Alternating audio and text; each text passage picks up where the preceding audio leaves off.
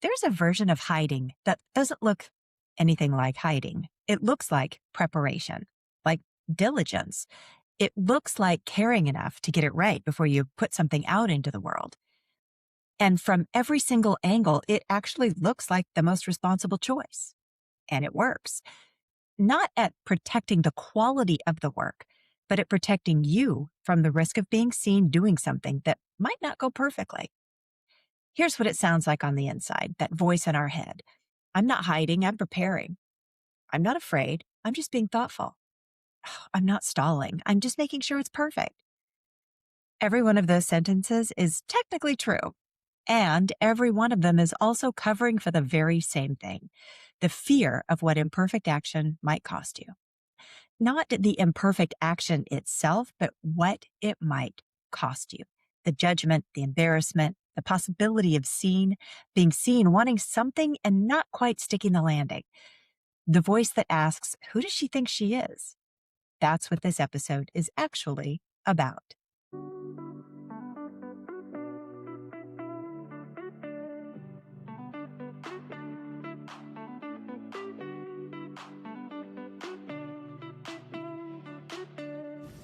Welcome to How to Lose the Weight, the podcast for women ready to stop waiting for someday and live life now. I'm your host, Holly Toscanini, and I'm here to help you break free from perfectionism, self-doubt, and the someday mindset. Together, we'll dive into real conversations about self-trust, empowerment, and living authentically.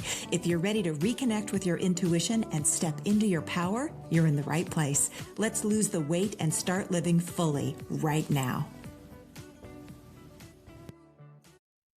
Welcome back to How to Lose the Weight. I'm Holly Toscanini, and we have moved into the I phase of the W.A.I.T framework series. For 5 weeks in the witness phase, we named the patterns keeping women stuck.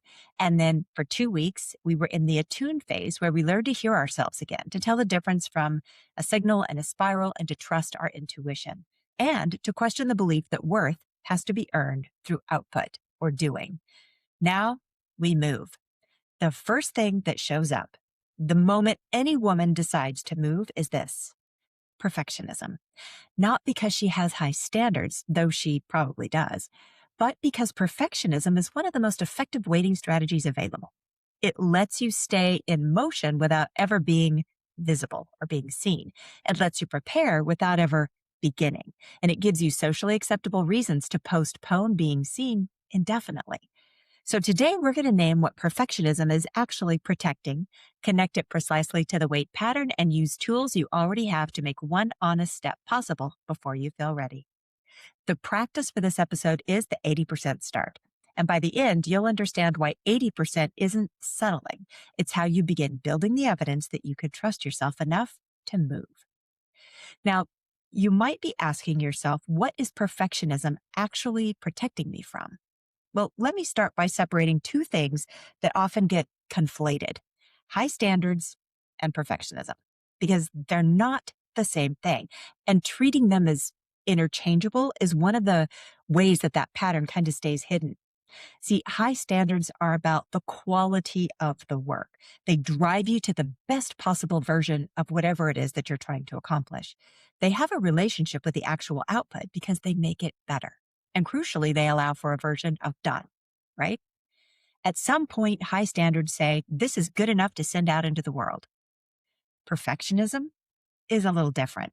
See, perfectionism isn't primarily about the quality of the work. It's about the safety of the person doing the work. Its job is not to make things better.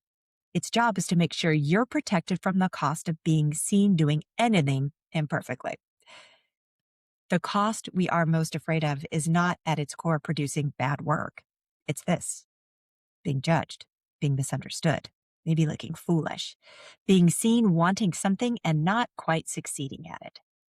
Maybe even putting something of yourself out there, a project, a business, an idea, a creative work, a version of who you are becoming, and having it met with skepticism, dismissal, or the quiet verdict of, who does she think she is? That's the charge underneath the perfectionism. And once you see it clearly, the behavior makes total sense. So if the real risk is visibility, then staying in preparation is a highly rational response. You can't be judged for work you haven't shown.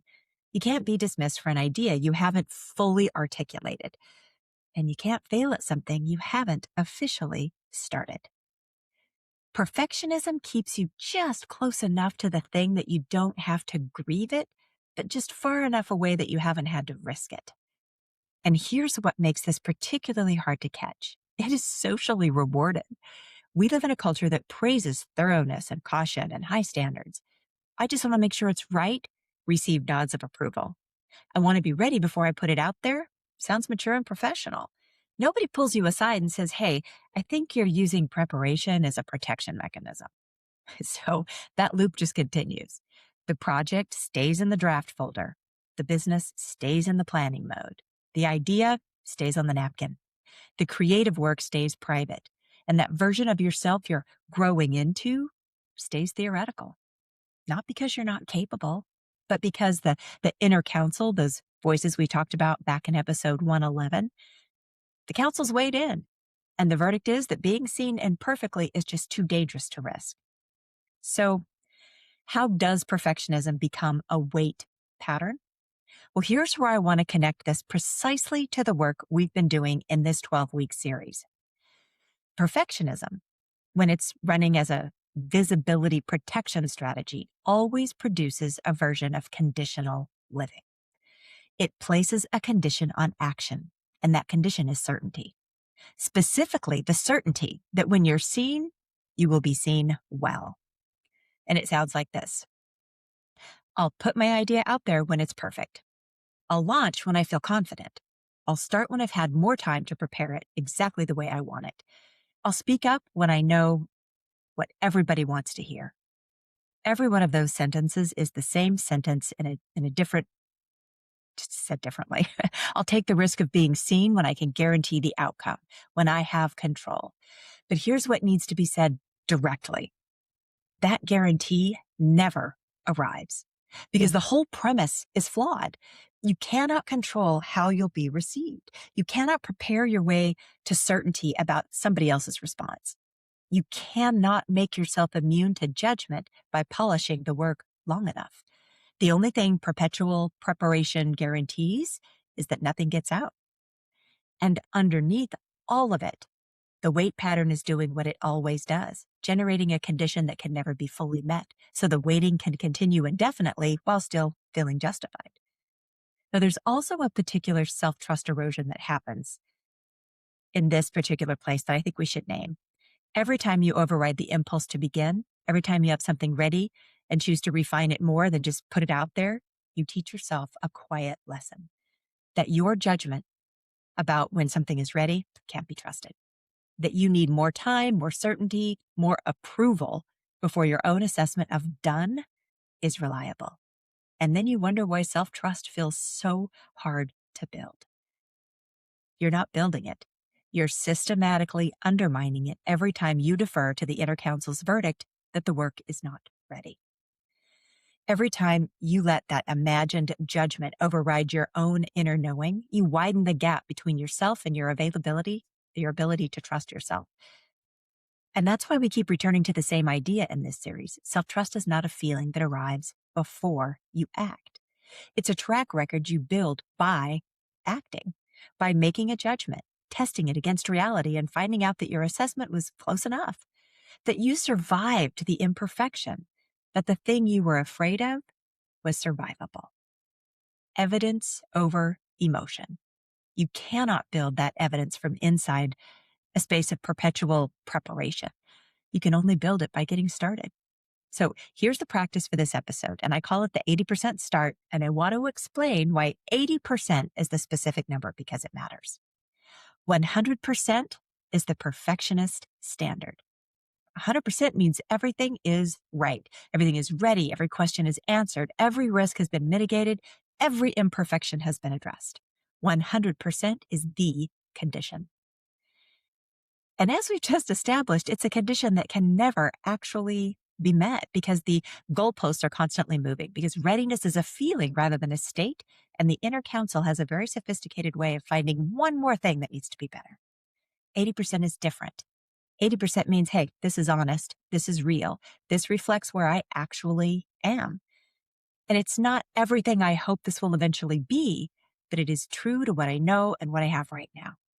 And it is enough to begin. The 80% start is not about lowering your standards. It's about recognizing that the last 20%, the final refinements, the additional polish, the endless tweaks that keep you from releasing, are almost never about the quality of the work. They're about managing the anxiety of being seen. Releasing at 80% is not settling. It's courageous. It's choosing to be visible at the level you're actually at, rather than invisible at the level you're theoretically working toward. So here's how to apply it this week. Look at the thing you've been getting ready to start, or the thing you've been almost ready to release, almost ready to send, almost ready to begin. Ask yourself honestly, is this at 80%?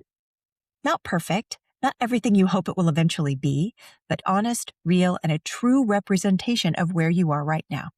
And if it is, and I suspect that for most of you listening, it is, your practice is to take one action with it before it reaches your version of 100%. Send the email, make the call, share the draft, get started, and then notice what happens. Not to the work, to you. Notice what the wobble feels like. Notice whether the judgment you feared actually materializes at the scale you thought it would. Notice whether the imperfection was survivable. Because here is what evidence over emotion teaches us. Your inner critic argues with feelings. It says you're not ready. This isn't good enough. People are going to judge you. Those are feelings. They're not data. Evidence is data. Evidence is what happens when you actually send the imperfect thing and find out that the world did not end. Evidence is the receipt you collect every time you prove to yourself that you can handle being seen. That evidence is what builds the self-trust to take the next action, and the next, and the one after that. Not because each action feels less scary. The fear doesn't always disappear, let's be honest, but because you accumulate proof that the fear was not a reliable predictor of your outcome, that you were more capable than the inner counsel's verdict of you suggested. That done at 80% serves you better than perfect at never completed. 180% start. That's the whole practice this week. So here's what I want you to really take away from today's episode. Perfectionism is not a standard. It's a stall, specifically a visibility protection strategy that lets you stay close enough to your desire that you don't have to grieve it, but far enough away that you don't have to risk it either. The condition underneath it is, I'll begin when I can do it perfectly, when I can guarantee the outcome, when I can make sure that being seen won't cost me anything. That condition is never going to be met. And every day you wait for it to be met is another day the work stays private. The version of yourself that you're growing into stays theoretical, and the evidence you need to trust yourself stays uncollected. The way out is not to feel ready. The way out is one imperfect, honest action that gives you proof you can survive being seen. Give yourself permission to be a little messy. Your practice this week is the 80% start. Find the thing that's ready enough, honest, real, and true to where you are right now, and take one action with it before you reach that version of 100%. Let the wobble come. Let the inner counsel weigh in. Let the discomfort be there, and do it anyway. Post it anyway, share it anyway, say it anyway. Just begin now. You're not building confidence by waiting to feel confident. You're building it by collecting evidence that you were right to trust yourself. That's how you initiate. If you want support in turning the impulse to act into an actual next step, specifically the kind of micro pivot that interrupts the waiting pattern without requiring a dramatic leap, I'm going to ask you to download the Intuitive Pivot Planner because it's designed to help you actually move, to do something with all that knowing. The link is in the show notes and in the description below this video. Next week, episode 119, we stay in the initiate phase and go to the heart of it. Courage before confidence, how to take action before you feel ready. Most women are waiting for the wrong thing first. They believe the sequence is confidence, and then action, then change. But confidence is not the ticket that gets you into the room. It's the receipt you get after you walk in. If you've been waiting to feel ready before you move, that episode is going to reorder everything. I'll see you next time. Until then, bye for now. Thank you for tuning in to How to Lose the Weight. If you enjoyed today's episode, be sure to subscribe so you never miss a conversation. And if you found value in this episode, I'd love it if you could leave a review. It really helps the show reach more women like you who are ready to step into their power. For more insights and inspiration, follow me on Instagram at Holly Toscanini or visit hollytoscanini.com. Until next time, remember, stop waiting and start living.